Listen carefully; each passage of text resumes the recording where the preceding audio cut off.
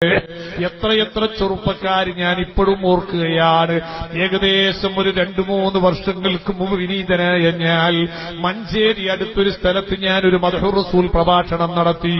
ഞാൻ ആ പ്രഭാഷണത്തിൽ പ്രവാചക പ്രേമികളുടെ കൂട്ടത്തിൽ അറിയപ്പെട്ട മഹാനായി ഇമാം ശിബിലി റളിയല്ലാഹു അൻഹുവിന്റെ ഒരു ചരിത്രം പറഞ്ഞു. അല്ലാഹുവിന്റെ ഹബീബിനെ ഇഷ്ടം പോലെ സ്വപ്നം കണ്ട മഹാനാണ്. റസൂലുള്ളാഹി തങ്ങളെ നേരിട്ടും കണ്ട മഹാനാണ്. പക്ഷേ പ്രവാചക പ്രേമം മനസ്സിലങ്ങ് തളം കെട്ടിയപ്പോ ഒരു മാനസിക രോഗിയെപ്പോലെ ഹാല് മാറിയിട്ട് ഇങ്ങനെ നടക്കലാണ്. ജനങ്ങളൊക്കെ ഭ്രാന്തരെന്നാണ് വിളിക്കല്. പക്ഷേ ആ കാലഘട്ടത്തിൽ അറിയപ്പെട്ട പ്രഗത്ഭരായ മറ്റൊരു ആശിഖുർ റസൂലുണ്ട്. അദ്ദേഹത്തിന്റെ പേര് അബൂബക്കർ ഇബ്നു മുജാഹിദ് റളിയല്ലാഹു അൻഹു എന്നാണ്. മഹാനുഭാവൻ ഒരു രാത്രിയിൽ അല്ലാഹുവിന്റെ ഹബീബിനെ സ്വപ്നം കാണുന്നു. ആ സ്വപ്നത്തിൽ അല്ലാഹുവിന്റെ ഹബീബ് അബൂബക്കർ മുജാഹിദിനോട് പറയുന്നു, നാളെ നിങ്ങളുടെ ദർസിലേക്ക് ശിബിലി കടന്നുവരും. ആ കടന്നുവരുന്ന ശിബിലിയെ നിങ്ങൾ ആദരിക്കണം, ബഹുമാനിക്കണം. പിറ്റേന്ന് രാവിലെ മഹാനായ അബൂബക്കർ ഇബ്നു മുജാഹിദ് റളിയല്ലാഹു അൻഹു ദർസ് നടത്താനിരുന്നപ്പോ പെട്ടെന്നതാ കിതാബ് അടച്ചുപൂട്ടിയിട്ട് എഴുന്നേറ്റോടുകയാണ്. കുട്ടികൾ ഇങ്ങനെ തിരിഞ്ഞു നോക്കിയപ്പോ ഇമാം ശിബിലി തങ്ങൾ ഇങ്ങനെ കടന്നു വരുന്നു അദ്ദേഹത്തെ സ്വീകരിക്കാനാണ്. മഹാനായ അബൂബക്കർ ഇബ്നു മുജാഹിദ് റളിയല്ലാഹു അൻഹു ശിബിലി തങ്ങളെ കെട്ടിപ്പിടിച്ച് ആലിംഗനം ചെയ്ത് വളരെ ബഹുമാനത്തോടെ സ്വീകരിച്ച് ആനയിച്ച് റൂമിൽ കൊണ്ടുവന്ന് ഒരു പ്രത്യേകമായ വിരിപ്പ് വിരിച്ച് അവിടെ ഇരുത്തി. കുറെ നേരം എന്തൊക്കെയോ കുശലങ്ങൾ പറഞ്ഞു ദുആ ചെയ്തങ്ങ് പോയി. കുട്ടിയേക്കൊക്കെ അത്ഭുതം. ദർസ് നടത്താനിരുന്ന അബൂബക്കർ മുജാഹിദ് റളിയല്ലാഹു അൻഹു ചോദിക്കുന്നു, അല്ല ഉസ്താദേ, ജനങ്ങളൊക്കെ ഭ്രാന്തരെന്ന് വിളിക്കുന്ന ശിബിലി അമ്മഞ്ചം വന്നപ്പോ നിങ്ങളെന്താ ഇത്ര വലിയൊരു ബഹുമാനം? ഈ നാട് ഭരിക്കുന്ന ഭരണകൂടത്തിലെ മന്ത്രിയല്ലേ ഇന്നലെ വന്നത്? നിങ്ങൾ അദ്ദേഹത്തിന് ഒരു പരിഗണനയും കൊടുത്തിട്ടില്ലല്ലോ. അദ്ദേഹം ഒരു പൂച്ചക്കുട്ടിയെ പോലെ വന്ന് താഴ്മയോടെ ഇരുന്ന് അദ്ദേഹത്തിന്റെ സങ്കടം പറഞ്ഞു ദുആ ചെയ്യിപ്പിച്ചങ്ങണീറ്റ് പോവല്ലേ ചെയ്തത്. ജനങ്ങളൊക്കെ ഭ്രാന്തരെന്ന് വിളിക്കുന്ന ശിബിലി വന്നപ്പോ എന്തേ ഇങ്ങനെ പരിഗണിച്ചത്? ആ സമയത്ത് അബൂബക്കർ ഇബ്നു മുജാഹിദ് റളിയല്ലാഹു അൻഹു പറയുന്നു, മക്കളെ, ഇന്നലത്തെ രാത്രിയിൽ ഞാൻ റഅയ്തു റസൂലല്ലാഹി.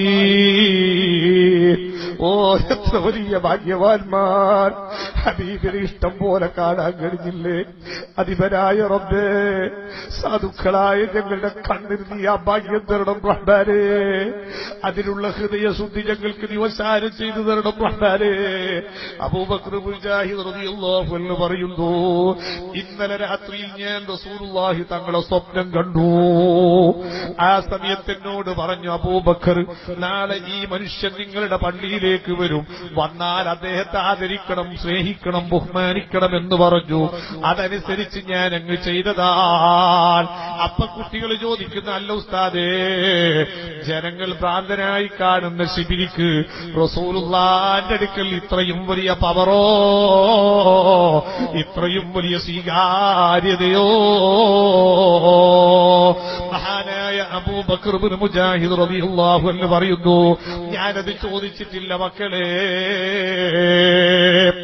ദിവസം 2 കഴിഞ്ഞു. 3-ാമത്തെ ദിവസം വീണ്ടും അബൂബക്കർ ഇബ്നു മുജാഹിദ് റളിയല്ലാഹു അൻഹു ദർസ് നടത്താനിരിക്കുകയാണ്. അപ്പോഴാണ് അബൂബക്കർ ഇബ്നു മുജാഹിദ് റളിയല്ലാഹു അൻഹു പറയുന്നു, അന്ന്, ഓ പ്രിയപ്പെട്ട മക്കളെ, ഇന്നലത്തെ രാത്രിയിൽ വീണ്ടും ഞാൻ റഅയ്തു റസൂലല്ലാഹി, അല്ലാഹുവിന്റെ ഹബീബിനെ ഞാൻ കണ്ടപ്പോ കണ്ട ഉടൽ എന്നോട് റസൂലുള്ളാഹി തങ്ങൾ പറഞ്ഞത്, അക്രമക്കല്ലാഹ് കമാ അക്രംത റജുലൻ മിൻ അഹ്ലിൽ ജന്ന. സ്വർഗാവകാശിയായ ശിബിലിയെ ബഹുമാനിച്ച കാരണം കൊണ്ട് അബൂബക്കർ, നിങ്ങളെയും അല്ലാഹു ബഹുമാനിച്ചു പോയി കേട്ടോ. ആ സമയത്ത് ഞാൻ ഹബീബിനോട് നിങ്ങളുടെ സംശയം ചോദിച്ചു. ജനങ്ങളൊക്കെ ഭ്രാന്തരെന്ന് വിളിക്കുന്ന ശിബിലിക്ക് എന്തേ തങ്ങളുടെ അടുക്കൽ ഇത്ര വലിയ പരിഗണന? ആ സമയത്ത് റസൂലുള്ളാഹി തങ്ങൾ എനിക്ക് തന്ന മറുപടി, അബൂബക്കർ ഇബ്നു മുജാഹിദ് റളിയല്ലാഹു അൻഹു ആ കുട്ടികൾക്ക് പറഞ്ഞു കൊടുക്കുന്നു, എന്റെ കരളിന്റെ കഷ്ടങ്ങളായ ചെറുപ്പക്കാരെ, എന്റെ പ്രിയപ്പെട്ട കാരണവന്മാരെ, എന്റെ കൊച്ചനുജത്തിമാരെ, ഉമ്മപെങ്ങന്മാരെ, SSF ചേർത്തല ഡിവിഷൻ സംഘടിപ്പിച്ച ഈ നബിദിന സംഗമത്തിൽ സംഗമത്തിൽ അതേ നിങ്ങൾക്കൊരു ഗിഫ്റ്റായിക്കൊണ്ട് ഞാൻ തിരിച്ചങ്ങോട്ട് തരട്ടെ. ഹബീബായ തങ്ങൾ ശിബിലിയെ പരിഗണിക്കാനുള്ള കാരണം പറയുന്നത്, അബൂബക്കർ ഇബ്നു മുജാഹിദ് 30 കൊല്ലമായി ശിബിലി വല്ലാത്തൊരു പണിയാനെടുത്തത്. മറ്റൊന്നുമല്ല, 5 വക്ത് നിസ്കാരത്തിനു ശേഷം ദിക്റും ദുആഉം നടത്തി എഴുന്നേൽക്കുന്നതിന് മുമ്പ് വിശുദ്ധ ഖുർആനിൽ എന്റെ ഏറ്റവും വലിയ മദ്ഹായി, എന്റെ മൗലിദായി പറഞ്ഞ 2 ആയത്തുണ്ട്. ആ 2 ആയത്തും മുടങ്ങാതെ 3 വട്ടം ഓതും. എന്നിട്ട് എന്റെ പേരിൽ സ്വലാത്തും 3 വട്ടം ചൊല്ലും. ഇത് ചെയ്തിട്ടല്ലാതെ ഇരുന്നെടുത്ത് എണീക്കൂല. ഇത് ചെയ്യാൻ തുടങ്ങിയിട്ട് 30 കൊല്ലമായി. അങ്ങനെ സ്വലാത്ത് ചൊല്ലി എന്റെ മൗലിദ് ചൊല്ലി എന്നെ സ്നേഹിച്ച ശിബിലിയെ എനിക്ക് വിസ്മരിച്ചുകൂടാ അബൂബക്കറേ, തള്ളിക്കൂടാ അബൂബക്കറേ. ഞാൻ ചോദിച്ചു, ഏതാ നബിയെ ആയത്ത്? റസൂലുള്ളാഹി തങ്ങൾ ഓതി എനിക്ക് കേൾപ്പിച്ചു തന്നു. സൂറത്തുൽ ബറാഇയുടെ അവസാനത്തെ 2 ആയത്ത്, അഊദു ബില്ലാഹി മിനശ് ശൈത്താനിർ റജീം.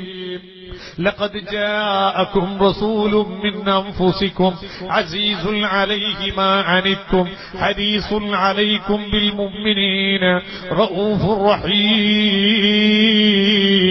رحيم فإن تولوا فقل حسبي الله لا إله إلا هو عليه توكلت وهو رب العرش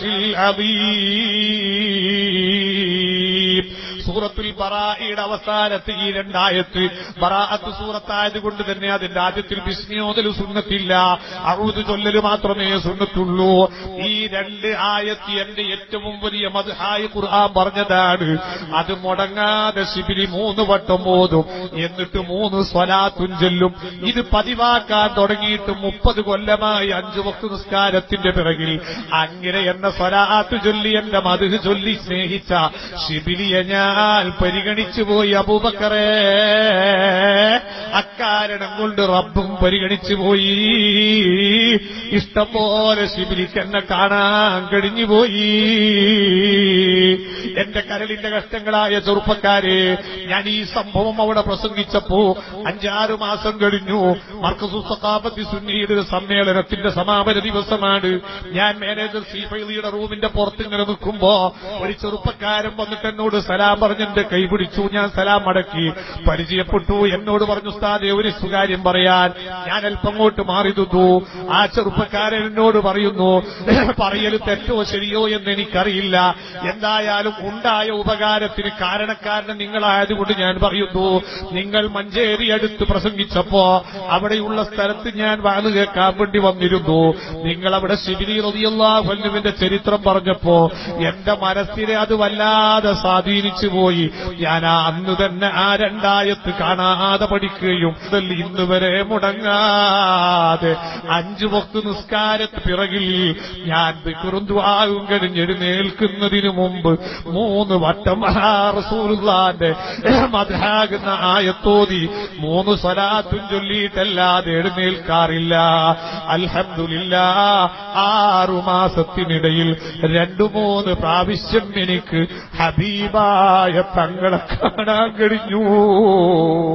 അല്ലാഹുവേ, ആ കുട്ടിക്ക് നീ തൗഫീഖ് വർദ്ധിപ്പിക്കണേ റഹ്മാനേ. അവരുടെയൊക്കെ ബർക്കത്ത് കൊണ്ട് ഞങ്ങളെയും നീ നന്നാക്കി തരണം റഹ്മാനേ. ഞങ്ങൾക്കും നിന്റെ ഹബീബിനെ കാണാനുള്ള ഹല്ലുള്ള കണ്ണ് തരണം റഹ്മാനേ.